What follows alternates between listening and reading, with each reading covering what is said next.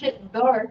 You know, we do show prep right before this show starts, and we we start getting in the conversation of what we're going to talk about, and then we start talking about the things that we're going to talk about in this show. So if you're ever wondering why this show runs late, and I see Sean in the chat here, Sean can attest to this. This is exactly what happens. We start talking about stuff, and it's like, hey, we should save this for the show. We're having a great conversation right Yeah. now. So, welcome everybody to another exciting episode of Under the Dome. Hey, training camp starts tomorrow. The veterans reported already. The rookies have been there since what, the weekend? Yes. Yeah. So I mean, hey, first padded practice end of this week. Yeah. Sean wants to know, why is Andy Dalton standing among the subwoofers? I don't know the significance of these photos. I only picked it because we're playing the numbers game today. Hmm. So Andy Dalton got his 14 back, which he's worn his entire pro career, and Ingram is now on his fourth number as a member of the Saints. Fourth officially, Yeah. but really, unofficially fifth. Because, and I know you remember this, Alan, a lot of people don't realize that when he was first drafted by the Saints, Ingram was initially issued number 32. He changed to 28 by the regular season of 2011. Then eventually switched to 22. Left, came back, got 14, and is now wearing 5, which is what Dalton was wearing before the number swap. Right. And I guess the drama behind this is that we all know who wore number 5 last year. Mm-hmm. Quan Alexander. So people are just freaking out, going, "What happens when Quan comes back? And what number does he get?" Hey, I don't think Quan's coming back. I don't either. He's somebody I would have liked to have signed or brought back, only because I'm concerned about depth, and we've talked about that in the past.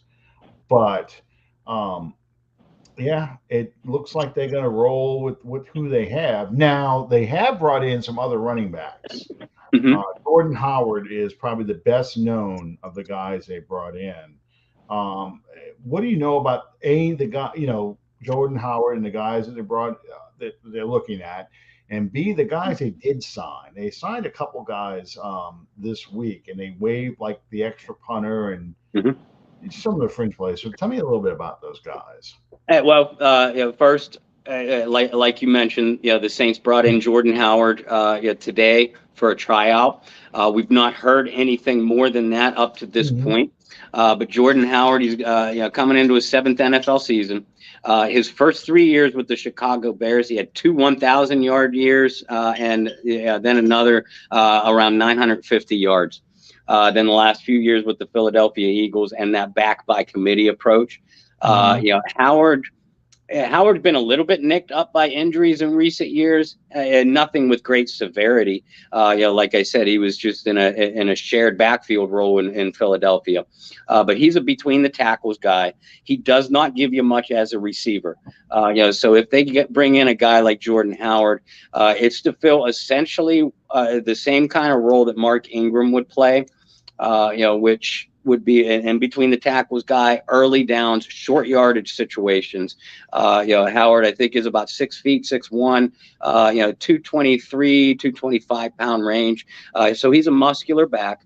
And like I said, I realize that people are freaking out. Who's going to catch the ball out of the backfield when Kamara gets suspended? Well, folks, the answer is nobody.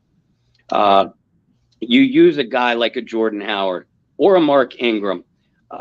While Kamara is in your lineup, to allow Pete Carmichael to move Alvin around the formation.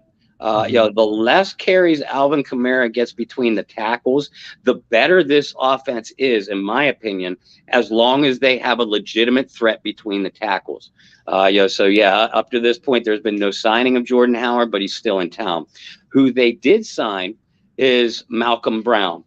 That name is probably familiar to Saints fans for 2 reasons. No relation to the Malcolm Brown defensive tackle with no L, that played 2 or 3 years for the Saints. But yeah, this Malcolm Brown started his career with the Rams, fifth round pick, I believe, from Texas in 2015. He has a little over 1,300 yards for his career. Played last year for the Dolphins, but injury ended his year after like seven or 8 games. He's another between the tackles guy.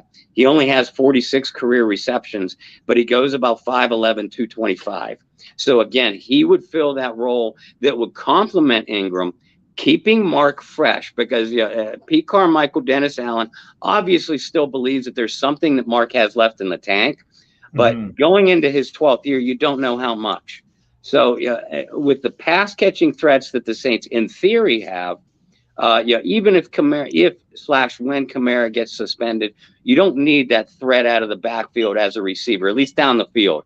As long as those guys are check down options, what you do need is a legitimate guy between the tackles to keep defenses honest and to set up potentially your play action passing attack. Right. And, I was thinking about while you were talking, Jordan Howard, when he's with the Eagles, he gave us a lot of problems. Yeah.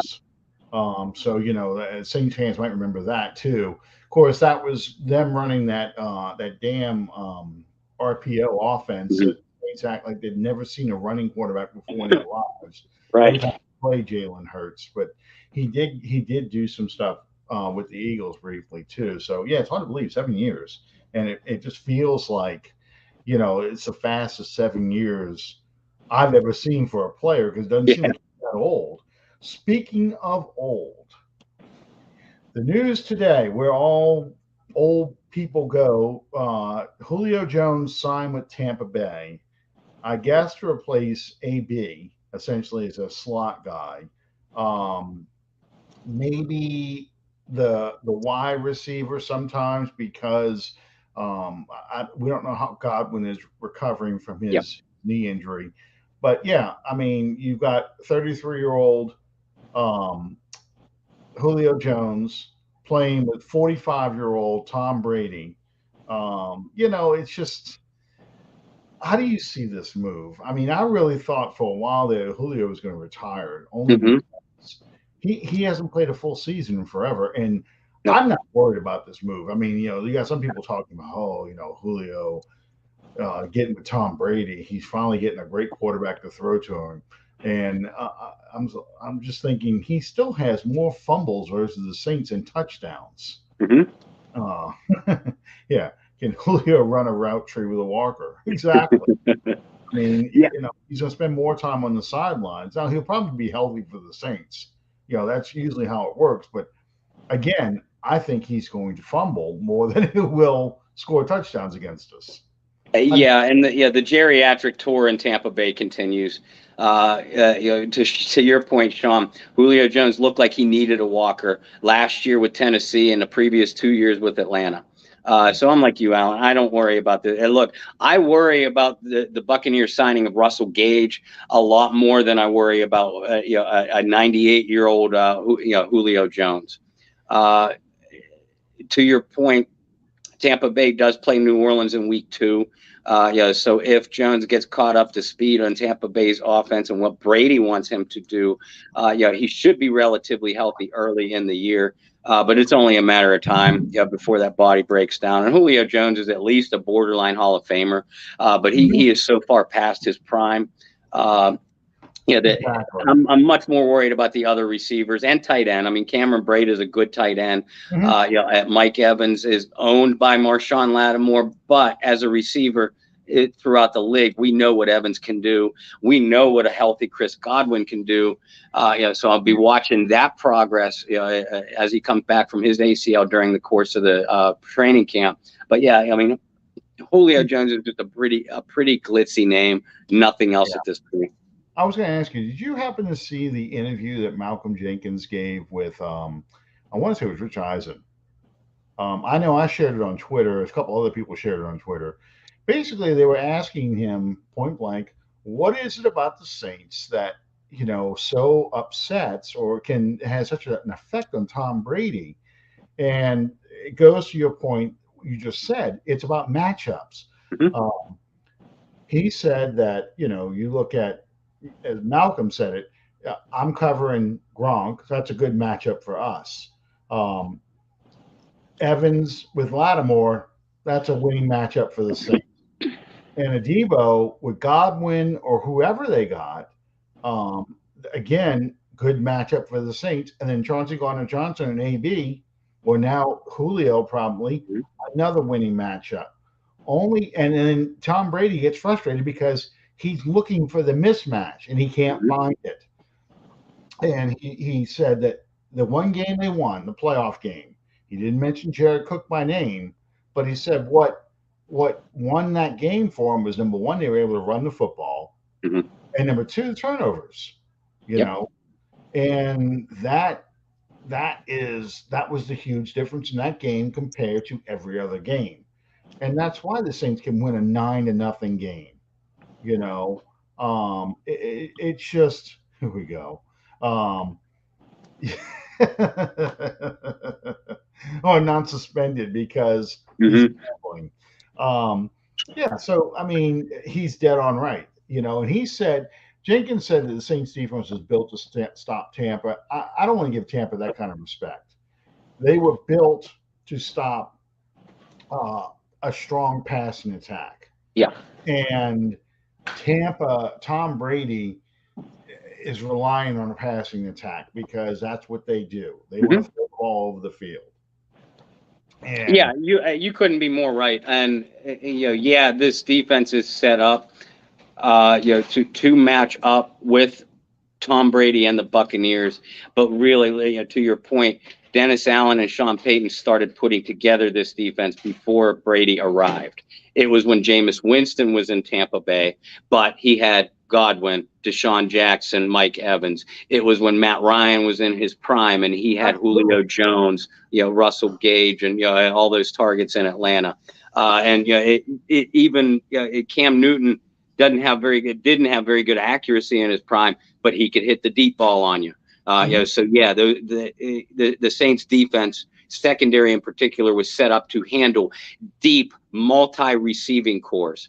And as added gravy to the dinner, the Saints pressure the quarterback like few other teams are capable of in the National Football League. They can not only get at you from the edge, but they can bring interior pressure, which has always been the key to beating Tom Brady, without blitzing.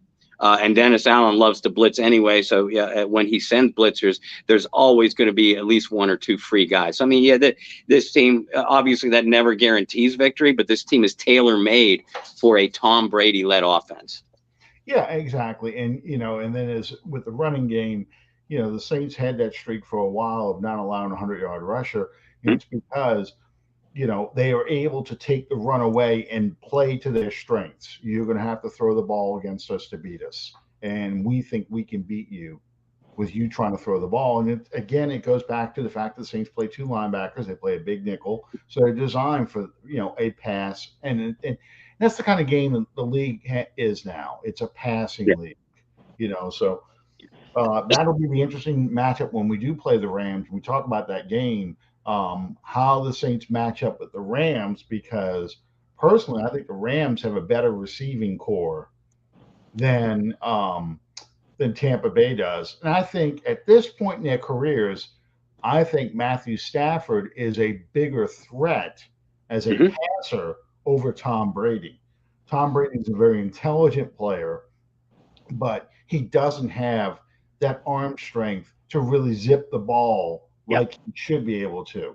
Whereas Matthew Stafford still has that. Now Yep. Stafford could go fall back into the old Tampa Bay, you know, not outside of Tampa, Detroit, the Detroit way of playing, where he feels that pressure on him. But basically, he is built for that kind of offense, which is Mm-hmm. why um, Sean McVay wanted a Matthew Stafford over Jared Cook. He wanted not Jared Cook, Jared Goff. Jared Goff. I knew I was going to screw up somebody's name tonight, but yeah, he wanted him over Goff because Stafford is that big gunslinger who's going to throw Mm-hmm. that ball over the place. So, but not only that, but McVay's offenses have always given the Saints problems because, yeah, McVay likes to run all those crossing routes. Yeah, and if you read between the lines when I say that, pick plays.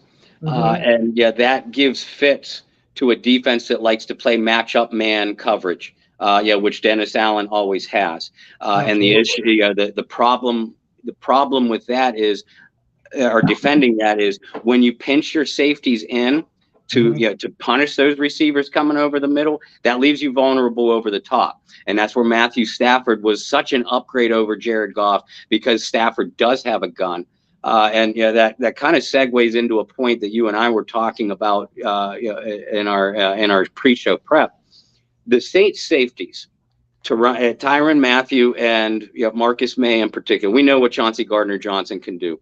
But do the new additions, Mathieu and Maye, in my opinion, are athletic upgrades over Marcus Williams and Malcolm Jenkins, massively so.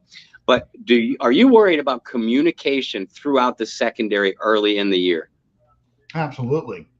Absolutely, because we saw some very talented safeties when Marcus Williams was a rookie, come into that secondary and make a lot of boneheaded mistakes where they're looking at each other after giving up a big play because somebody thought, "Oh, you got him, I got him, you got him," and they don't. It's just not clear. And you even saw that in the first couple of games of the 2017 season. Yep. Those same kind of mistakes, and then later on, as the team started getting better, we're starting to clean them up a little bit. We're still giving up plays, but once Malcolm Jenkins came in, it seemed that was a much better locker room and a much better, from a leadership standpoint in the secondary, much better play because he had those guys in the places they need to be. Yeah, and even if you remember, I know you do, but if you remember, folks, even when Malcolm Jenkins came back, as experienced and savvy a veteran as he is, the Saints still had a lot of coverage breakdowns in those first 3 or 4 games before they really solidified themselves. You saw it in the beginning of the 2018 season too. I was there for that first game. Here you're going to play you're about to play the Tampa Bay Buccaneers on opening day, and Fitzpatrick, drops 44 points on us and throws for over 400 yards. And a couple of those touchdowns were huge plays, 60 yards, So, I mean, that is a huge concern for me. I don't think John Butler's in. May's out for the first 3 games, right? It hasn't been said yet. No, they have not leveled the suspension yet, so we don't know. Now, he is. He and Taysom Hill were cleared to begin practicing. Michael Thomas and Marcus Davenport were put on the PUP list, which is not unsurprising. I expected a few more players in the PUP list. Honestly, I expected Maye and Taysom to be on it, and they weren't. Right. Not to interrupt you, but Tano Passanio and Nick Vanette were added to the non-football injury list. Very similar setup to the PUP list this afternoon too. Yeah. So we don't know when Maye's going to get suspended. They have not handed out any sort of discipline yet. No. I think it's a family issue. That's what I had read. He just came back from a mini camp or like a little kids camp he had, so it's not anything serious. Yeah, and Dennis Allen kind of alluded to that, without saying specifically what it was. He said that that Tyrann would be given, and I quote, a couple of days off. To deal with personal family issues, but it was no reason to be concerned, and they expect him back in a very short period of time. Yeah, I think he'll be there by the time the first padded practices start. I mean, he's not anybody I worry about. No. And we saw Michael Thomas on Instagram running some routes. He is starting to cut more and things like that. So it's going to be a slow process, and people just have to get used to that and not freak out. I would be more concerned if he showed up at training camp in a walking boot. Yeah. that would be, then I would be like, okay, this is not good. You know, um, I think he can afford to, and you'll probably see it too once he comes off the pup list. Him not practicing even then or doing stuff on the side, definitely not in pads. And I would be surprised if he plays very much, if at all, in preseason. You know, Yeah, I agree with that. Based off of everything we've heard for sure. You don't want to aggravate that thing, because if you re-aggravate an injury like that, that's already had multiple surgeries, you could be talking about a career ender. And I realize, Saints fans, you're impatient to see Michael Thomas back out there. I am too. Mainly because I want to see him, and I think he will prove a lot of people wrong that have either A, forgotten about him, or B, think he's completely washed up. But there is no reason to rush him back, because he's going, because of the type of routes he runs, and the type of other threats they have in the receiving core. There's going to be a lot more space for him to maneuver on those underneath routes than there was in Drew Brees' waning years, when Brees couldn't beat you over the top anymore. Jameis can, and Jameis has the weapons to do so. So the chemistry with Thomas, once he's healthy and medically cleared, it'll come. So let me ask you this: given that Thomas is going to be out, presumably for the first couple of weeks of training camp, let's just say, and probably Davenport too. Um, who do you think? And I don't want to say the Onome Ojo Award, because we don't want to go that far yet. But who do you think in the first couple of weeks of camp, when they start running the practices, even if they're doing shorts and shells, is just going to light it up, and people are just going to be like, and it's going to be an Andy Tanner, Emmanuel Butler kind of situation where, like, man, you got to be able to keep this guy. I mean, we could trade Michael Thomas because we got a receiver, Right. or that kind of guy. Who do you think is going to be that kind of guy? I'll be expecting to hear two names, Dejon Dixon and Kirk Merritt, for a couple reasons. One, they've already each had very strong OTAs and mini cap performances. Two, they're local kids. And any NFL fan base eats that up, but the Saints fans take it to an extreme. I love you folks, but it's true. Oh yeah, absolutely. That's a given. And Dixon in particular fits the profile for what at least Sean Payton always preferred in his receivers: big, physical, and just a certain prototype. Merritt isn't quite as big, but he has nice size. Merritt also has sprinter speed. So you get a couple. One of those two guys start to make a couple of plays, and we'll start hearing the more of the "we don't need Michael Thomas," or this guy's going to be the next Lance Moore or the next Marcus Colston.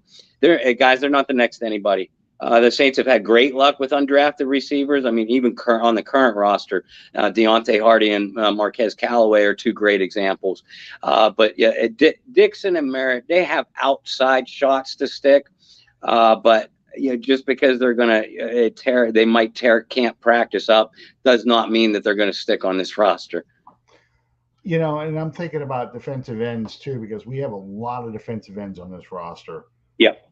I'm gonna watch to see, what these defensive ends. I think Granderson is going to be somebody people are going to be looking at hard to see if he's going to take that next step and become a starter. They'll be looking at a lot at defensive tackle, who's going to be there starting next to Onyemata.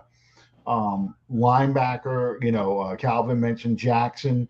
I love that kid. We'll see how he looks out there. I remember, what was it? Was it 2 years ago when Zach Barnes seemed to be the one who finally figured out how to defend the bootleg pass? It was last year. It was last year. Mm-hmm. And people were like, okay, this is it. Barnes finally figured it out. He's going to be a starter. They're all penciling him in, and you start seeing him in coverage, and you're going, holy crap! If he's not rushing the quarterback, he's a nightmare. And yeah, let's talk about inside. Well, inside defensive line. Yeah, I am concerned about that. I'm concerned about interior offensive line too, because Mhm. you've got Ruiz and Pete. How those guys turn out.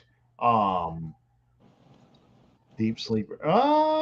Maybe Maybe. we'll see. I mean, he's got to make an impact on special teams. Yes. Um, I, I'm concerned about interior offensive line too. I mean, the zero technique, the nose tackle, I am still concerned about. Next on Yamada, um, I, I don't know who that guy is going to be. And last year, I thought it was going to be, oh hell, I just forgot his name. The one who tore his bicep again, or tricep. Who the hell was he? Let's see if I remember this dude's name. I know who you mean, and I forget it. He was in the camp. I don't know if you know he's still on the team. I think he got let go. He did. He did. But he was a guy I was like, okay, there's somebody who. Jalen Dalton. I knew my son would remember. Yeah. Jalen Yeah. Dalton. Yeah. And I Yeah. was high on him too. Yeah, but Oh, yeah, we all were, 'cause he had a lot of ability. You saw Mhm. him push that pocket inside, and of course, the fact that he tore his muscle again, then you're like, all right, here we go again. You're not talented enough to bounce back from Yeah. injury and still think you got a shot on this team, and Yeah. that was the reality of that. So, I'm curious to see where Street fits in.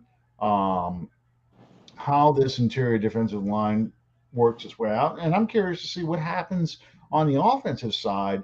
The guards behind Pete and Ruiz. I mean, we got Throckmorton in there, but who else comes in and really pushes for that job? You know, because this will make a break here for Ruiz. It is. It is, and yeah, the ideal situation for the Saints would be Trevor Penning to win that left tackle job Mhm. and solidify the spot very, very quickly. Because then you have James Hurst, who I think is an outstanding guard or tackle, but a better fit at guard. Um, then you have James Hurst as an option inside. And in my opinion, and Alan, you've said this multiple times before, it's not a question of if Pete gets hurt, it's a question of when. So really, you need two guys that you can turn to on the interior. And ideally, that would be Throckmorton and Hurst. But we'll see. I mean, Penning has to earn that job, and Hurst is going to make him earn it at left tackle. Yeah. So if that's a dogfight between the two, then like you said, you got Throck, and then who else? Forrest Lamp is going to be given the first opportunity. But Forrest is already, remember, he's a second round draft pick that kind of washed his way out of San Diego / LA. And the Saints have been cross training him at center. But as much as I'd like to see Lamp win that job, win a job with the line, people forget that with all those offensive line injuries last year, they brought Forrest Lamp in, and he still only got into one game. So that might tell you something, at least about a little bit of depth concern with that interior offensive line. And Calvin, if that happens, I got the winning Mega Millions tickets tonight. I can Right. just do that. I have better odds of winning the Mega Millions than those two playing all 17 games, honestly. Um, yeah, it's so those will be interesting training camp battles. I think how that shakes out is going to go a long way to determine how well this offense plays. And I'm with you. I think Penning has to win that left tackle job because I like the idea of Hurst being that third tackle Mm-hmm. who can come in on the jumbo packages and short yardage packages as that blocking tight end. You can use him as a third tight end um, with Vanette and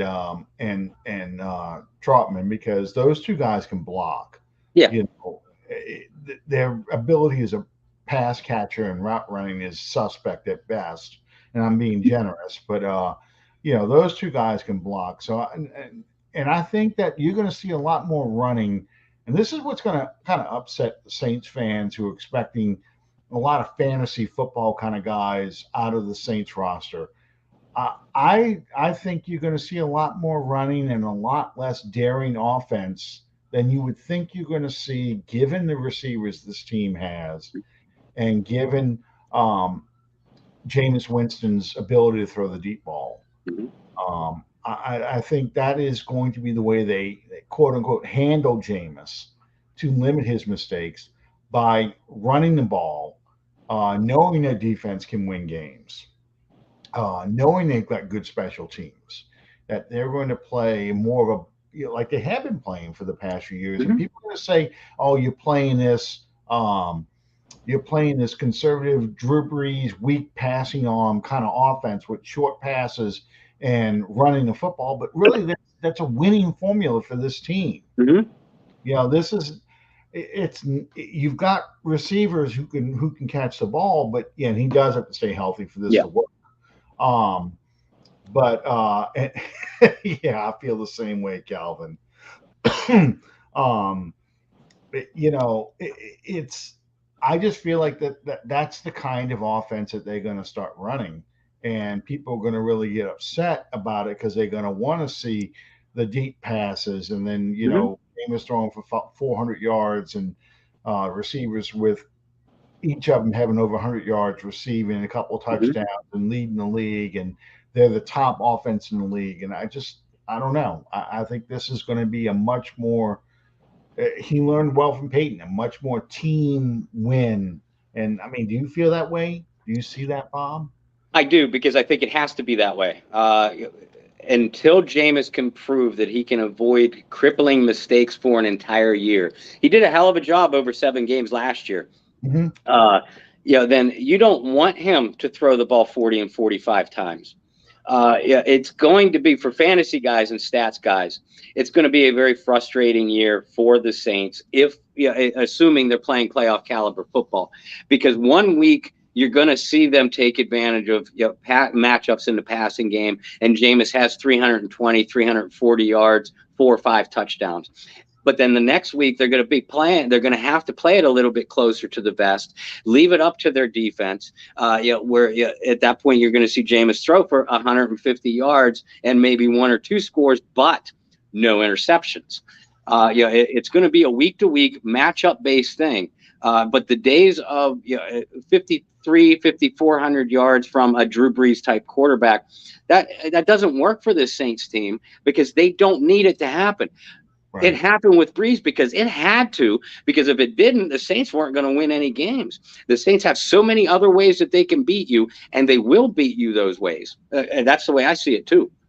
Right. Exactly. Exactly. I mean, you think about in 2011, um, Breeze can put up a lot of points, but the defense gave up a lot of points too, Mm-hmm. or gave up a lot of yardage. Um, so the Saints were having to play those kind of games, or go back to, what was it, 2014 or 2015 against the Giants, that 52-49 game where Breeze threw 7 touchdown passes, but it still took a field goal to win that game because the defense couldn't stop anybody, Yep. especially a simple crossing a pick route right there at the goal line. So you don't have that kind of defense anymore, so you're not going to get that level of production out of a quarterback. Mm-hmm. Um, I just think about in 2016, the Saint Breeze threw for over 5,000 yards.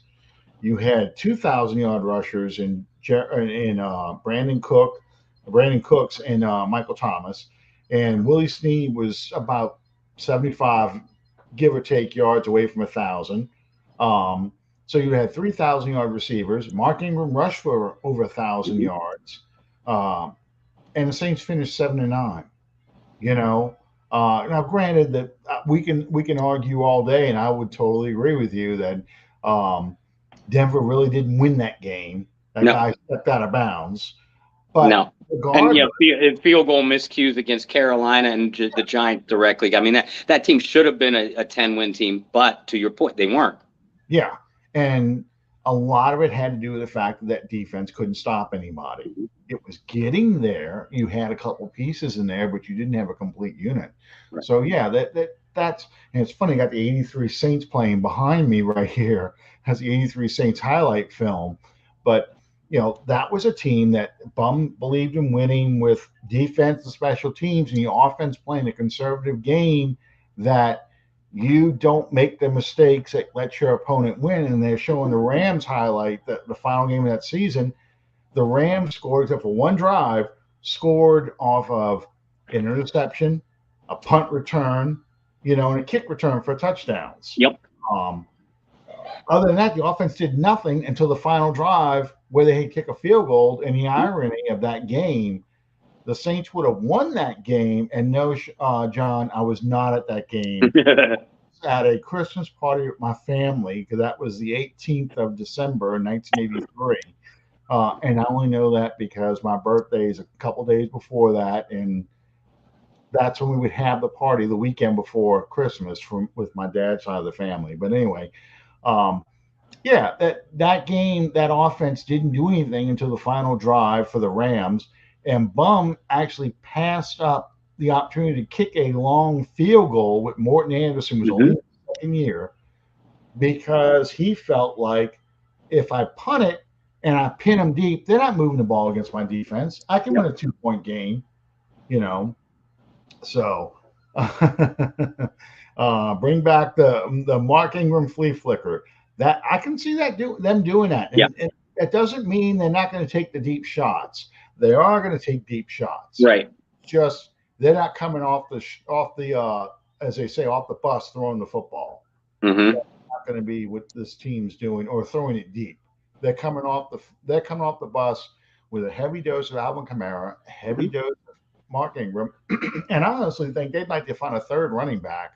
They can do the Mike Bell treatment, where you have a closer who's going to run the ball on you and a closer. So, I mean, I agree. I think ideally they want Jameis Winston to throw the ball around 25 times, but no more than 25 to 30 times a game for that recipe to be successful. Mm-hmm. Now, unlike Breeze in his waning years, Jameis is still going to consistently be able to beat teams over the top if these receivers develop. Again, this is another if. We might as well start calling our shows if. Because there's big ifs at nearly every position. But again, can Jameis be a 5,000-yard passer? Absolutely. Can he do it in this offense? Also, absolutely. But that's not what the Saints want to do. Right. Sean, of those 5,000-yard seasons, I can only think of a couple that were playoff seasons. One was 2011. Yeah. That was 13. And 13. But, I mean, again, those were years where the defense played well enough that, even though he threw for 5,000 yards, they had so much talent on that offense. They were able to do that kind of stuff. Will this be Ingram's final year in New Orleans? Calvin, I think it will be. And I love Mark Ingram. I think a lot of people thought last year that he was at the end of the road. Mm-hmm. I'm not ready to say that, because people also forget that he, just like everybody on that team, he was dealing with a knee injury that really should have sidelined him for the last 5 games altogether. So last year, 2021, Mark Ingram didn't really tell us how much he had left, but we know this much. He has a lot of tread on his tires for a 12-year veteran. Which is unusual, because his first 4 or 5 years in the league, he was used in a backfield by committee approach. But once Sean Payton trusted him, he ran those wheels dry, bare, man. Ingram is a hard runner, always has been. I do question how much he has left in the tank. His deal is structured so that it's an easy out for both player and team at the end of the year. So I think at the very minimum, the Saints will want to get, unless Ingram just shocks us all with another 1,000-yard season, or even like 800 yards. I do think this is Mark Ingram's last year in New Orleans, maybe in the NFL. I think it's very likely too. I mean, he's what, 32 years old? Yeah. He's entering his 12th year in the league. Just like Cameron Jordan, the difference is he's been a running back, so he's taken a lot more punishment. I think that's one of the reasons why they're looking for another running back. More, not just because they're worried about a suspension for Kamara, but they are looking for a guy they can go to take some of the pressure off of Mark. Mm-hmm. Earlier in the show, you were saying, who's going to catch the ball if Kamara is suspended. I think Ingram can catch the ball. He's shown he Mm-hmm. can Oh yeah. catch it, but he's going to be used more in the screen game and that kind of stuff rather than a matchup nightmare that Alvin Kamara is Right. against the linebacker, where you have him come out in space and you're looking for that mismatch. So um, it'll be a different kind of offense if Kamara's not there. And I think that's what the other reason why they're looking at power backs, because it will become more of a power offense Mm-hmm. with the screen pass and things like that. But they're going to be rotating a lot of backs in there because I just don't think Ingram can take a 17 game season where he's getting 250 plus carries. He's just not that kind of back anymore. That's just too much punishment for him. I was just thinking about something a second ago before we started talking about Mark Ingram. Oh yeah, yes. So that being said, undrafted free agents. I know we talked a lot about undrafted free agents in training camp this year, and it seems like we have an incredibly deep group. Mm-hmm. Which undrafted free agents do you think we should really look hard at as guys that really could have a shot at competing for not just a starting job, but just something you see on special teams or someone that you will see like a JT Gray, like a Callaway, like a Deontay Hardy. Who should we be looking hard at? First, you got to start with positions of need. Because that increases the odds for said undrafted free agent to Mhm. earn a spot. So we've been talking about running back, and you and I have talked about Abram Smith a lot before. Mhm. Abram is a big bruising back. I love his game out of Baylor. Only had 1 year of really solid running back production because it was his first couple of years he was moving back and forth from running back to linebacker. Right. But Abram Smith is a lot of people's early favorite, and mine too. Back in May, to crack this roster just because of the questionable depth at the position, and another position with questionable depth. And I saw someone mention his name in comments. Is plays like Tarzan, or looks like Tarzan, plays like Jane Lucas Crawl. If Crawl can make some plays at tight end, kid out of Pitt. He looks the part. But to say he's an unwilling blocker is a polite understatement.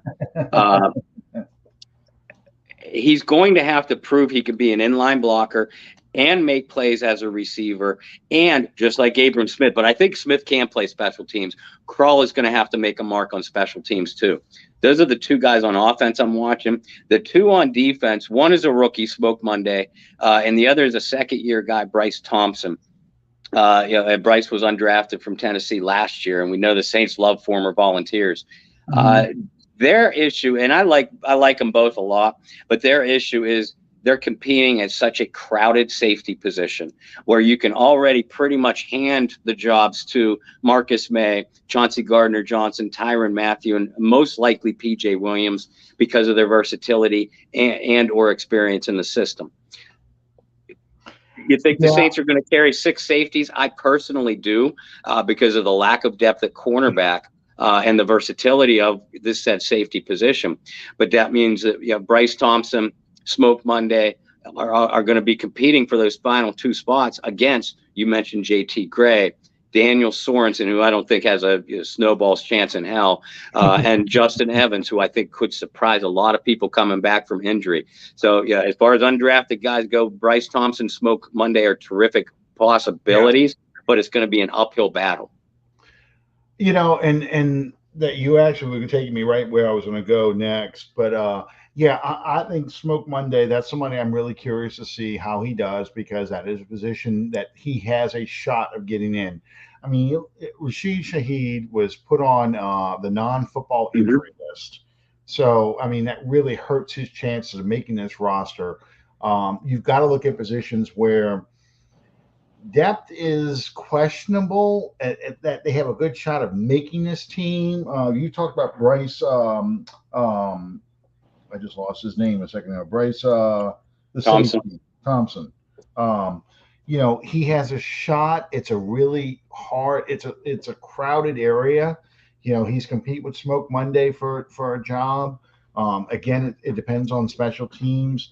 Um, so I'm looking more at veteran guys that we probably are writing off. And this kind of goes back to the beginning of the show too, but a veteran guy that we probably are writing off and maybe has a shot at this year taking a step and making fans think, oh, I had this guy not even making this team, but he has a good shot of not only sticking in this roster, but maybe getting some playing time out there. So I'm going to run through each position. I'm going to say a name and see what you think. Let's go receiver. All right, Kevin White. No. No shot. No shot whatsoever. I mean, the Saints have 6 established veterans that a lot. I don't know why people think all 6 are going to make this team. That ain't going to happen. Even if the Saints keep 6 wideouts, that 6th guy is going to be a special teamer. The 6 are Thomas, Olave, Landry, Deontay, Callaway, and Trash Quan. 1 or 2 of those guys are either going to get cut or traded. And Kevin White has to make his mark on special teams. I don't think he played a special team snap last year. No chance in hell. Yeah. Okay, so tight end now. We've got 4 in there. So you've got Taysom, who is more of an H-back. Trotman, Vinette, and Juwan Johnson. So between Juwan Johnson and Vinette, who do you see having a better shot of making this team? Juwan Johnson, because Juwan is a much better athlete and a far better receiver than Vinette. Johnson's issue was he converted from wideout to tight end last year. He is going to have to vastly improve his inline blocking. Saints coaches loved his blocking as a wideout when he was a rookie. That's why they moved him. But he struggled in that role and is a little bit lightweight. So he's going to have to add some muscle. It can't just be fat. If he can do that, I think Juwan Johnson easily beats out Nick Vinette. Okay. You mentioned Forrest Lamp earlier. But how about Landon Young? I know you liked him a lot last year. Where do you see Landon Young? Do you see him making this team? I do see Landon Young making this team. And I know the coaches loved him last year. They marveled at his footwork for being a big guy, his ability to play both left and right side, which is going to be key. Again, a lot depends on Trevor Penning, but if Trevor Penning can decisively win that tackle job and Landon Young plays well, then you can move James Hurst inside. And I think ultimately that's what the Saints coaches want to do. I think Landon Young stands a great shot at making this team. Okay. Well, we talked a lot about the running backs already, so we don't need to rehash that one. And the quarterbacks, I mean, it's Jameis Winston, Andy Dalton, and Ian Book. What do you think? And I'm just throwing this out there. What do you think Andy Dalton is going to do in preseason, and what do you think you're going to see out of him daily out of training camp? With Andy Dalton, Pete Carmichael can run a lot of the same kind of pass plays that he ran with Drew Brees. Dalton is an extremely smart player. He throws a nice deep ball, but he doesn't have a gun for an arm. If you give, even at this stage of his career, if you give a guy like Andy Dalton time, he can pick a defense apart. But giving him time is going to be the key. And offensive line is always going to be the key for a successful unit. Dalton mobility of a Jameis Winston. What's that? He lacks the mobility of a Jameis Winston. If Definitely breaking down. Winston can at least run, but that's probably the challenge for Dalton. But go ahead. I'm sorry. Yeah, but definitely, and yeah, that's when Dak Prescott went down with that gruesome ankle injury 2 years ago. And Andy Dalton came in. I was actually telling people, I'm like, Cowboys can win games with Dalton. The reason they didn't is because they couldn't protect him. He still put up nice numbers. Last year with the Bears, Dalton was on a ticking time bomb clock from the time he took the first snap. Because then, when you draft a rookie quarterback #1, you're just, as a coach, you're itching to get him onto the field. So he was in a no-win situation. I think, obviously Dalton's most important role is going to be the eyes, ears, and mentor for Jameis Winston. But if he has to step in for a couple of games, you have yourself a capable veteran quarterback. Absolutely. I think you're in a much better position this year with Dalton as opposed to last year with Trevor Siemian. Oh, yeah. You just have somebody who has seen a lot and done a lot. I look at Dalton as a younger, even though physically I think he's the same age that Mark Brunell was when he came here. But I look at him as a younger Mark Brunell because I thought Mark Brunell was pretty much done at the end of his Redskins career. Yeah. And him coming over to the Saints was really just basically you're there as a mentor that someone in Breeze respects and is no threat at all. And can, if you have to come in for a couple series, but yeah, you're not going to win games. You weren't going to win games with Brunell. Right. You can, I agree. If the protection's there, they can win games with Dalton because Dalton is smart enough to execute this offense. Yeah, that's exactly it. John Butler, but Brunell had tougher miles on him than Dalton does. Absolutely. Oh, yeah. He was a mobile quarterback. He had taken a beating, even though Jacksonville was good. He had still taken a beating with Jacksonville and Washington by the time he came to the Saints. So, defensive line, there's a couple guys out there, but I'm going to throw out, because I don't think Taco Charlton is going to make this team at all. But let's look at defensive tackle since we were really concerned with these guys. A guy like Malcolm Roach and Albert Huggins. What do you think those guys? I mean, I know it's two different positions. One's more of a zero technique in Huggins, whereas Roach is more of a 5 technique, a guy who comes in behind Onyemata. What do you think those guys are going to really have to do to make this team? They're really going to have to make plays, a lot of plays in preseason and cause a lot of disruption in training camp. Because Allen, if I had to and I did make a 53-man roster projection way back in May. And I'll make another one about halfway through training camp. But if I had to make a projection right now, I don't have either one of them making the team. I love the signing of Kentavious Street. I think he's going to have a big impact for that rotation up front. And I think the signing of Julio Johnson, he doesn't add much as a pass rusher, but he could tie up blockers and he's a run stuffer. I think Street and Johnson beat out Huggins and Malcolm Roach because I just think both of Johnson and Street can do more for you inside. And you already have Onyemata and Shai Tuttle. You add Jordan Jackson in the mix, and I think they're going to try to find a spot for him just because of his raw athleticism.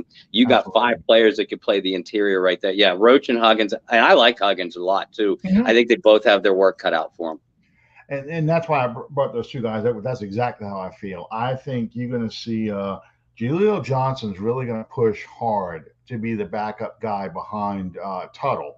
Yes. And I think, the Saints are going to give Jackson a lot of opportunities in preseason. You're going to see him in a lot of plays to see what he offers because I really think it's a two-way battle between Johnson and Jackson to see who really can make this team because they're going to have a lot of defensive ends. You're looking at this is going to be essentially Peyton Turner's rookie year all over again. You've got Davenport.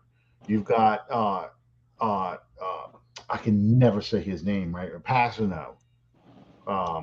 And you've got Granderson. So there's 4 pass rushers. We haven't even mentioned Cam Jordan yet. So you have 5 pass rushers right there. And 3 of them can play inside on passing downs. Exactly. So your defensive tackle position, you may go a little light on because you've got so many quality pass rushers. And like you said, Peyton Turner can come inside. Davenport can come inside. They've got the big arms, long arms to really, I remember last year, Cam Jordan was talking about, how did I get so short? He's 6'4", 6'5", 6'6" guy standing out there. He's wondering how he ended up so short. But yeah, so there's that is going to be one of the more interesting battles in training camp, and I'm curious to see how many defensive linemen they keep, because I've got 9, just because I'm mentioned 5 pass rushers and 4 defensive tackles. That's 9 players. That's a lot, especially because you can go light on linebackers now. So linebackers, I don't want to pull up the obvious and say Zach Bond, because I think Zach Bond really has an uphill battle to make this team. But let's look at a Caden Ellis or an Andrew Dowell. Those 2 guys, what kind of odds do you think they have of making this team, or sticking around on special teams? Because I think they both are good special teams guys. Yep. Coaches like Caden Ellis a lot. It's funny because Ellis actually earns a lot of starts, but usually only gets like 5 to 7 snaps a game. I've always found that humorous, mainly because Ellis is a hell of a run defender. He operates within the tackle box extremely smoothly, and he showed a little pass rushing ability last year. You don't want Caden Ellis in coverage. Andrew Dowell is just the opposite. He's lightweight and moves around in the tackle box well, but he will get blown away by blockers. Dowell was better in space. So I like Ellis's chances to make the roster better, because I think Dowell is going to be competing with an Eric Wilson, and probably a DeMarco. I love DeMarco Jackson. I think he is the future, but the reality is DeMarco is a 5th round pick. They're by no means a guarantee. So in my original projection, I had him keeping obviously DeMario and Pete Werner, Caden Ellis, DeMarco Jackson, and Eric Wilson. But I could see Dowell taking that spot very easily. I can see Dowell and Wilson beating out DeMarco Jackson. That's going to be another position where I'm going to be watching a lot closer when the backups come in than I am while the starters are on the field. Exactly, and once again, we only have 3 preseason games, so you're going to see really one preseason game where you're going to get to see some of the backups, but then the second one you're probably going to see some of the starters play well into the 3rd quarter, and the 4th is when you really see nothing but backups. So it's going to be interesting to see what happens with these guys. It's hard for me right now because they have DeMarco Jackson listed as a middle linebacker, which of course in this defense, that just means inside linebacker. Right. You're not the outside linebacker, because they play so many 2 linebacker alignments. So he's backing up Demario Davis, and the rest of them are really outside linebackers. So it is going to be a tough. They like the versatility, but I think it's going to be a tough cut there. And again, I have them keeping only 5 linebackers, not 6. That's what I had too. Yeah, just because I think they go light on linebackers. They go heavy in the secondary, heavy on the defensive line, because you've got a possible suspension for Maye. And this is a passing league. You want a lot of corners out there. Yeah. So there's Daniel Sorensen, I think, has a uphill battle. He was a guy they drafted because they got because they weren't sure what they were going to get in the draft. But he's competing against a JT Gray, those kind of players. But let's look at guys like Bradley Roby and Justin Evans. How hard is it going to be for those guys to stick around and make this team? I know Bradley Roby had his contract redone, but Justin Evans too. Because Bradley Roby had his contract redone, I think he stands a great chance at making this roster, because you do still have he gives you a starting quality veteran corner, who is not over the hill, and as it is. I had him keeping 4 corners and 6 safeties. Obviously Lattimore, Adebo, and Alontae Taylor. I have Roby being that 4th cornerback, probably number 3 to start the year until Taylor overtakes him. But I think, Bradley Roby is too good a football player to just cut, and you don't have a lot of cornerback options. The reason why I have him keeping 4 corners and 6 safeties is because, again, Tyrann Mathieu, you can move into the slot. Marcus Maye, you can move into the slot. C.J. Gardner-Johnson, you can move into the slot or the outside. And even I might have mentioned this already. PJ, you can move into the slot. Mm-hmm. Justin Evans is going to have an uphill. Basically, Gardner Johnson, Maye, Mathieu, PJ, I have making it all as close to locks as you can get. JT Gray doesn't add much in coverage, but he's going to be tough to overtake because of his. He's not only a wonderful special teams player, he's a special teams captain, and that's important to remember. So I have him as of now my 5th safety, and my 6th. If I had to make my projection today, I'm going Bryce Thompson. But literally, I could see Bryce or Smoke Monday winning that job, and Justin Evans would be such a great comeback story if he's able to overcome 2 major Achilles injuries and not playing any football for really over 3 years. So Roby's chances are much greater than Justin Evans because of the position that they would play in the secondary. I don't rule Justin Evans out, but he has a much bigger uphill battle. Yeah. It's tough for me too. I have 4 corners and 6 safeties as well, only because, like you said, Chauncey Gardner-Johnson can play corner in a pinch. PJ Williams, I don't hate him out there, but he can play corner. So you there's your depth right there. So I've got Roby making the team, but Sorensen I don't have making the team at all. No. I think a guy like Smoke Monday beats him out. Mm-hmm. But that's where the Justin Evans quagmire comes in, because I think Justin Evans, I have to see him out there playing. Right. It looks like he has a step. He still has the speed and the coverage ability. He's got a good shot. But if he's out there looking a little like Champ Bailey, where you see some flashes, but then he's out of practice or he's missing practices because of injuries and nagging things, he's not going to make the team. So that's a guy I'm really curious to watch. He is squarely on the bubble. And it would be, on paper, he looks like the guy that you want out there as your number 2 safety, possibly moving into that number 1 slot. Mm-hmm. Especially if you think, okay, we could put him and I'm not doing like the Saints fans do and put him in the Saints Hall of Fame, but if he comes out and really can play well, you could have him moving into the starting strong safety spot and have Marcus Maye play the free, and then you can start rotating Tyrann Mathieu and C.J. Johnson and all these players and do these different matchups out there that, if you're playing a primary or running based team, that you've got 2 good hard-hitting safeties out there and you're not exposing yourself. But I'm putting the cart before the horse. The first thing you have to do is you have to show that you can still run and still play the position smartly. So he's a guy to watch. They cut the punter. So it's basically Blake Gilligan and Will Lutz. That's your special teams guys. And Zach Wood, of course, your long snapper. So there's your 3. There's no secret behind those guys. So is there any, we talked about Zach Bond, but is there any other player that I did not mention or ask about that you think is squarely on the bubble that we need to watch for? Oh, gosh. Ian Book. Really?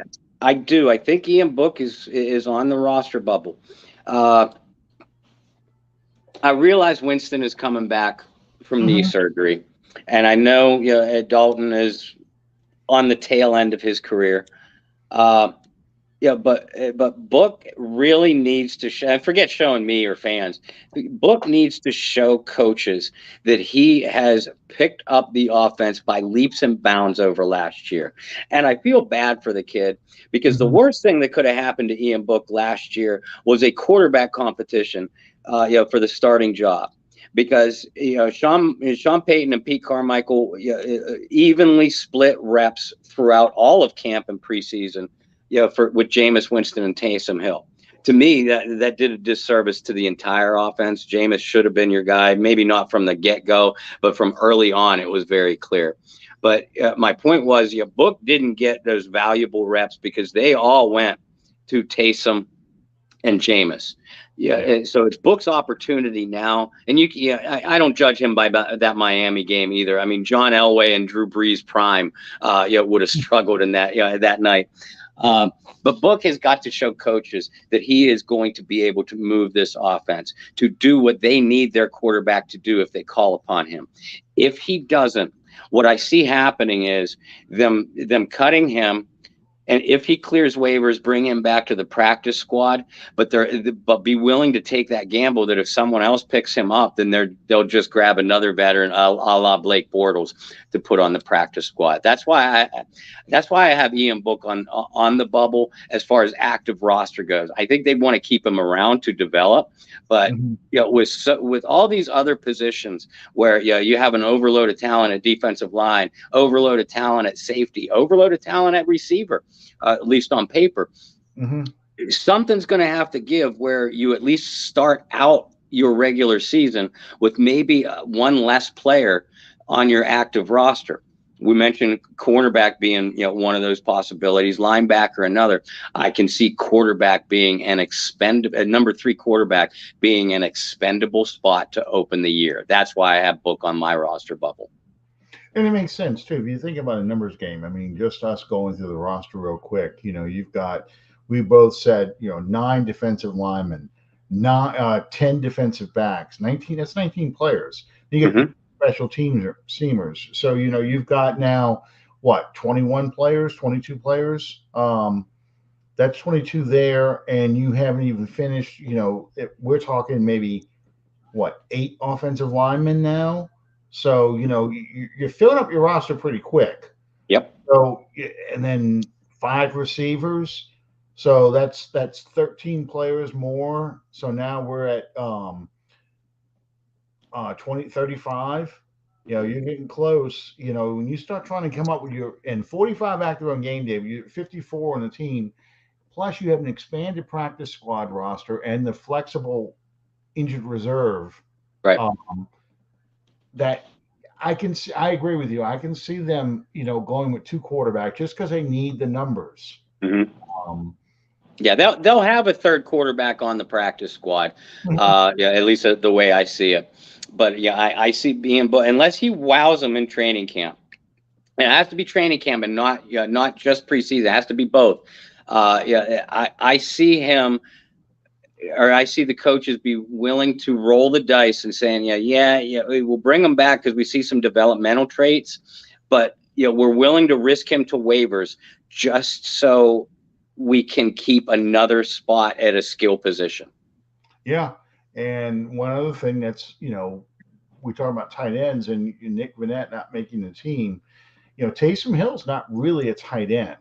Exactly. So, you're looking at 2.5 tight ends. Mm-hmm. That's why I have 8 offensive linemen. Uh, Same.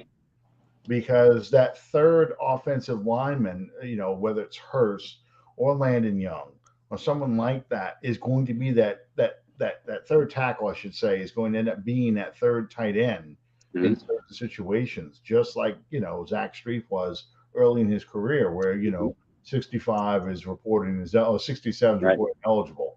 Um, they will do that kind of stuff because they need to. They cannot. You can't put Taysom Hill in that situation, but Taysom Hill is going to be that guy who can be possibly your third quarterback in certain situations, Yeah. your emergency quarterback. He is the guy that can play running back, he can play receiver and tight end, all those sorts of things where he's a weapon. Plus, he can play your special teams too. You know he can do all that. So that's why I agree with you. I can see Ian Book being a bubble guy, very likely to get cut, and Mhm. that would be, and I feel the same way. It's unfortunate because people are gonna have that instant reaction of, well, that was a bust. It was a wasted pick. Right. He's not a wasted pick. It's just it's a numbers game, and you're going to see him coming back and forth on the roster depending on injuries and um, players they need active for that game. Yep. So That's why I also think that we're going to see a lot of movement at wide receiver. I still say that either Traquan Smith or Marquez Callaway is going to get traded. mhm. I see that, the Saints always carry 3 or 4, 2, 3, 4 wide receivers on their practice squad. That's where a Kevin White could be valuable. But again, assuming Michael Thomas is healthy, Thomas, Olave, Landry, now that Rashid Shaheed is on the NFL non-injury list, you have to keep Deontay as your kick returner. That's Yeah. 4 guys. Yeah. Your 5th guy is probably going to be Callaway or Traquan. And your 6th guy, which will be back and forth from the practice squad, is going to be a special teams guy. They're not going to keep all 6, folks. They're not. Yeah. And that's why I was even asking that question, because you're looking at a guy who is probably going to have to be a run blocker. And unfortunately, that's Traquan Smith's strength, because you're going to be running the football so much. You just depressed the hell out of me. I know.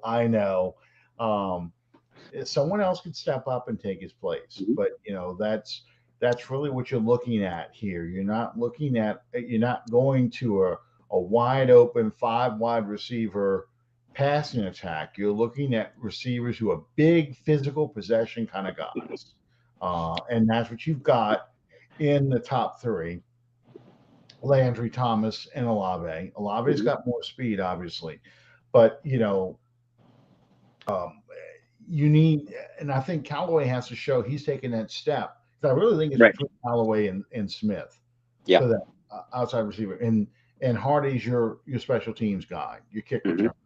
And I can see a situation where the Saints would, even just to make a team sweat, you put Hill on one side and you put Hardy on the other side, and who are you going to kick to?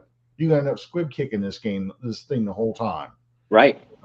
Or you try and kick it out the end zone. That's going to be your risk. So they're not going to want to kick it to him. Nope. So it's a numbers game, and I think as practice starts bearing it out, we just have to keep that in mind, the numbers game and what these guys are doing. 2 weeks, I think, for not this weekend, but next weekend is the Hall of Fame game, correct? Yeah. Yes. Okay. Hall of Fame inductions.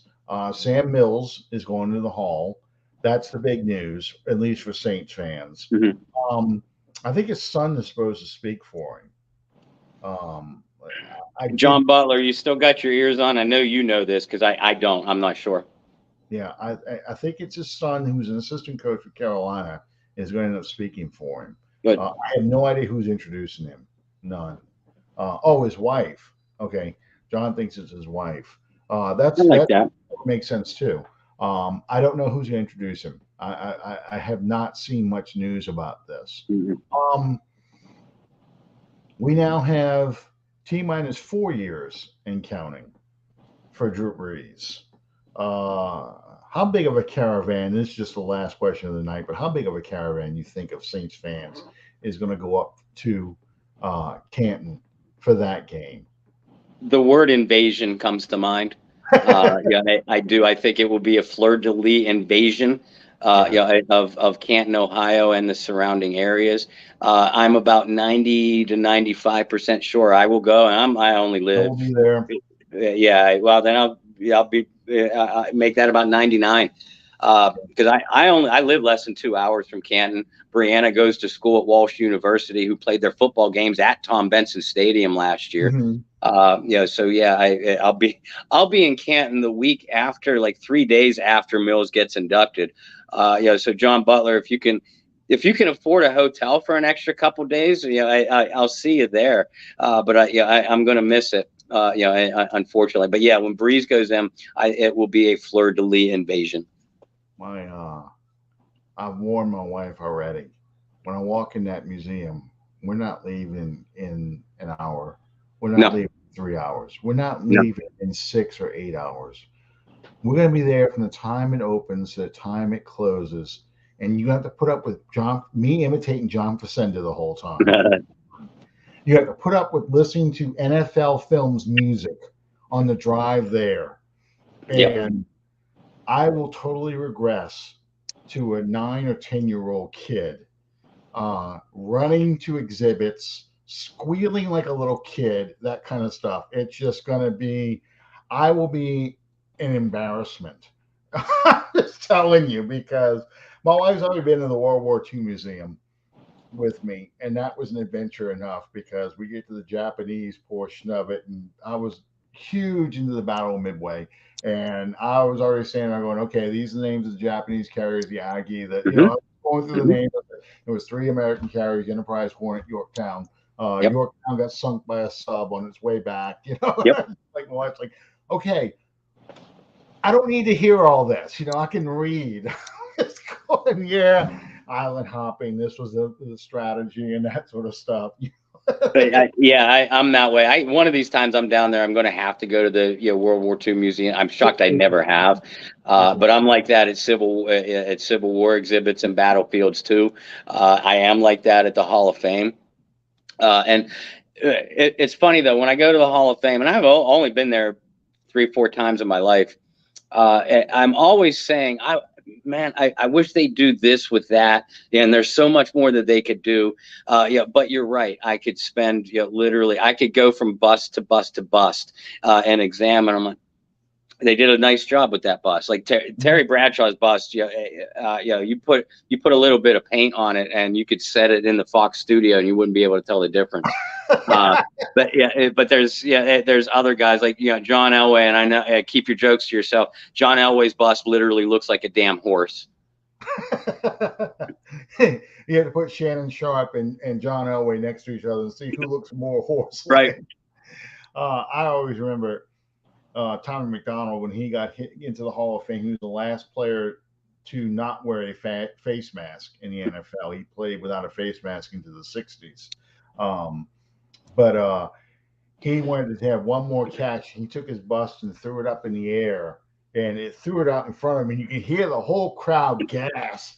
And he caught it, but he caught it with his fingertips, and it was heavier than he thought. And Tommy McDonald's in his 60s at the time, so he's much older.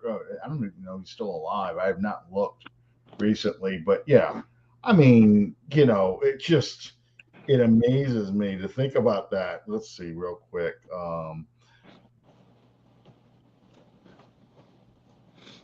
Yeah, Tommy McDonald.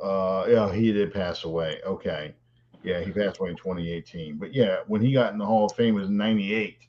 So he was. I think he was in the 70s. I'm not doing my math right now, but let's see, 98. That's 64 years old. Okay, he was 64 years old when he got into the Hall of Fame. So. But yeah, I mean that's a great example of the kind of stuff that you have. I remember all those old inductions, and part of the reason why they start doing it at night, and they now have a stage and everything else with air conditioning blowing. These poor old men, man, they used to sit on the steps, and that afternoon sun would start baking these guys. You're watching these guys just in wheelchairs and stuff, because they're old players. Here we go. Here we go. They had to move these things at night and make it much more of a show than it used to be because they were dying in that heat. You could see it. It was tough for them to be out there. But anyway, is there any other player in the Hall of Fame that's going in that you're really interested in? This year, no. No. I don't even remember who they are off the top of my head. I'm sure at most or all of them are well-deserving candidates. I'm still pissed off that Pat Swilling isn't in, and I still say start a petition. Other than that, I've just been Like I said, I'm angry that Pat Swilling isn't in. I'm proud and so overjoyed that Sam Mills finally got his deserved place. But yeah, to my knowledge, as you know, anybody who follows this show knows, I'm nearly as big a growing up. I was nearly as big a Bronco fan as I was a Saints fan, probably pretty equal. So all of my favorite Broncos have gotten in. Elway, Sharp, Davis, Atwater. I don't see any more guys from that team, necessarily making it. And none of them from the garbage organization that it is now. So yeah, I mean, I'm at the stage of my life. I'm watching for Saints, Broncos, and any other. I like watching senior candidates get in too, because I've gotten to the age that the senior candidates are the guys that I grew up watching. Yeah. How depressing is that? I know. Tell me about it. Well, I mean, the senior candidates this year, Cliff Branch is one of them. He's in now. And so you finally stop hearing Raiders fans bitching about Lynn Swann and John Stallworth and Cliff Branch not being in. Leroy Butler is in, the man who invented the Lambeau Leap. Tony Baselli, Sam Mills, Richard Seymour, Brian Young, and the coach is Dick Vermeil. And I expect Vermeil to cry at least once. We should. If I still drank, I'd offer a drinking game on how often Vermeil cries. Yeah.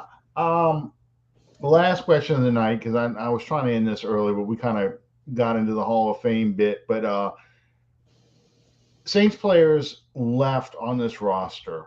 Do you see any Hall of Famers left on the roster? I mean, we're assuming Drew Brees gets in.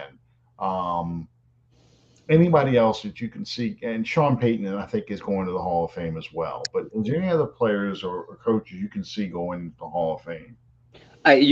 Recently retired or currently on the roster? Both, recently retired and currently on the roster, because there's quite a few players who've gone. I think Jari Evans will get in. This will be his first year of eligibility. He's not a first ballot Hall of Famer, but I do think that Jari will get in at some point. I would love to see Marcus Colston get in. It's not going to happen. And Tom Benson, man, how could you have a stadium and a statue at Canton, Ohio, named after the man, and not have the man himself in the Hall of Fame? I don't get that. Jim Mora, again, I would love to see him in there. He's not going to get in. Currently, I think Cam Jordan has a strong resume, but he needs probably another good season or two. And it's way too early to tell for Marshawn Lattimore. Marshawn Lattimore, Ryan Ramczyk, even Demario Davis, Alvin Kamara, and Mike Thomas if he comes back healthy. You can make a case for any of them being potential Hall of Famers, but they're going to have to do it at the level they've been doing it for at least another 5 to 7 years. So, on the current roster, I think Cam has the strongest resume by far. I think so too. I think Cam sets. Well, first off, he's going to set the Saints record for sacks. He will pass Ricky Jackson this year, and Ricky Jackson is a Hall of Famer. That is, again, yet another knock on why the 2018 no call is such a huge effing deal, because you took away legacy of Brees and Peyton beating Tom Brady in a Super Bowl, so cementing their legacy with 2 Super Bowl rings, but also Cam Jordan getting into that, because I think he needs that Super Bowl appearance to really solidify. I see Richard Seymour in there, and I see guys like that going in, but they were part of the Patriots dynasty. I think Cam needs to have that Super Bowl appearance, at least will win, to solidify that. Alvin Kamara, I think, needs to hit 10,000 yards, rushing and receiving, or I don't know if he's at that point yet, but he has to become the Saints' all-time leading rusher, getting a Super Bowl, and he has to hit that 10,000 yard mark. For whatever reason, that seems to be the threshold for running backs now, for Hall of Famers, because there's so many players you can say that are talented enough to go. So yeah, it's tough. Oh, look, here we go, Emmanuel Butler. No, that would be the Saints Hall of Fame. Hall of Fame of Mr. August, and we'll go into more of Mr. August because I know we're going to see that coming up. Oh yeah. In the meantime, yeah, I was just looking also online for the schedule. It doesn't say when the first practices are. I think they hit the field. They do conditioning stuff the first couple of days. I think they hit the field for the first time on Friday. Yeah. And then Saturday, I think, is the first practice one. So, you know, and yeah, I'm hoping for good speeches. I mean, I don't mind watching the speeches. I liked by far Bill Parcells' speech that he did a few years ago is still one of my favorite all-time speeches. I love Bradshaw's is mine. I loved Elway's, loved Shannon Sharp's. Loved Deion Sanders. I thought he had a spectacular speech. Jim Kelly had a strong one. Yes. Ricky Jackson's, Willie Roast. I like them only because I love them as players, but they didn't really wow you. A guy like Bradshaw just entertained you from word one to the last word. Oh God, Bradshaw between talking about Mike Webster's butt, and describing what it was like in the huddle, it just and then the last thing, him talking about wanting the ball at the 1 foot line and wanting all his guys and go out there. I mean, Bradshaw was good, and his Art Rooney thing, it's just all good. I like Dan Fouts. When Dan Fouts was talking about, he tells Johnny and I, stop shaking your head. I'm actually in the Hall of Fame because they did play together that 1 year. Baselli, it's because he's a foundation in Jacksonville when Jacksonville was actually relevant. I think that's one of the reasons he gets in. They had a lot of good ones. They've had some bad ones. I love Ricky, but that was a terrible speech. It was like Ricky showed up I like John Madden's speech, but Ricky showed up to this Hall of Fame speech with, you know what? I'm just going to wing it and we're going to have a conversation. The problem is, Ricky, you don't enunciate very well. So, I'm listening to you going, I'm sorry, you're not Pat Swilling. You're not, Sam Mills. You're not even Vaughn Johnson. As far as Vaughn Johnson had that late night DJ voice that was just so awesome. Yeah. You got to be one of those guys. You're just not that guy. So, you got to be funny, and that really, and you've got to have a lot of good stuff to say. So, it was the one thing I was disappointed about Ricky's speech. So, in the meantime, Hall of Fame game, 2 weekends. That means Saints actual reals, fake Saints football. The first preseason game in 3 weeks, second week of August. It's here. It's here, 2022 football. Meantime, Bob, you got Bayou Blitz coming up tomorrow night, or yes. Okay, who are you going to have on tomorrow night? Is it going to be you and Jordy again? We're supposed to have Irv Smith, former Saints tight end. And Kyle and I had him on more than a few times previously with the Bayou Blitz. But folks, I can't guarantee you that. Irv and I have literally been playing phone tag for 3 days. Every time I mention it, he says, call me. I call him. I get leave a voicemail. He'll call me back. He'll get a voicemail. So it might just be Brendan Boylan and I, but we're hoping for Irv Smith.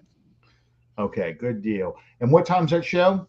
9 p.m. Eastern time, 8 Central, tomorrow night. So, all right, guys, check out the Bayou Blitz. Support the show. I'm glad to have Bob on this show. We stretching thin. I keep him an extra half hour past his bedtime on Tuesday nights, and he's going to go over his bedtime again tomorrow night, so he'll be dead tired by Thursday. But in the meantime, Bob, you got an anniversary coming up too, so you may not be here next week. Just letting everybody know. So, Sean, I know you're feeling under the weather. You're not feeling well. Hope you feel better, Sean, because we need your brother. I'm not going to make Bob. Lauren will not allow Bob to be on the show next week. So no, as it is, I've been getting waves and glares for the last 20 minutes. So if I don't make my first anniversary, then I'll be on. Yeah. Like I tell people all the time, if you find me cut up in the freezer, don't believe the suicide note. Anyway, thank you guys for joining us. We'll see you next time under the dome. Good night, everybody. Night all.